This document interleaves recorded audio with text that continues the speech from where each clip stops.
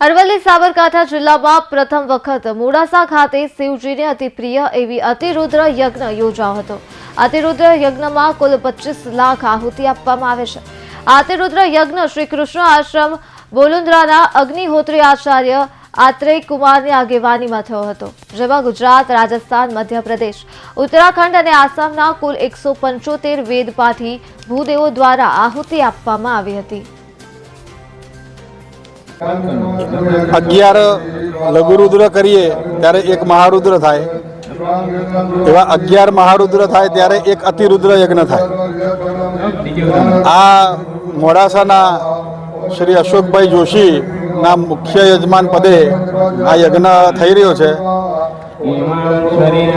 માક્ષર મહિનો ચાલી રહ્યો છે। માક્ષર સુદ 11થી પૂર્ણિમા સુધી 5 દિવસનો આ યજ્ઞ છે।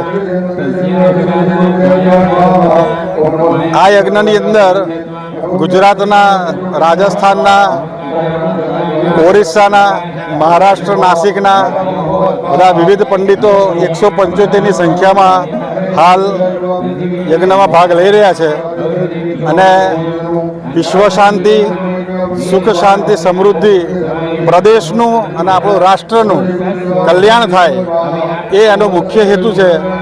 અને જે મુખ્ય યજમાન શ્રી અશોકભાઈ છે તેમનું અને તેમના પરિવારજનોનો જે કોઈ મનોકામના પૂર્ણ થાય એ હેતુથી આ યજ્ઞ અત્યારે થઈ રહ્યો છે।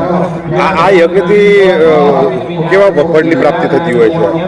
એનાથી એક તો મનના સર્વ મનોરથ પૂર્ણ થશે। બીજા રીતના આપણે જોવા જઈએ તો પર્યાવરણને પણ આ ખૂબ લાભકારક વસ્તુ રહેશે।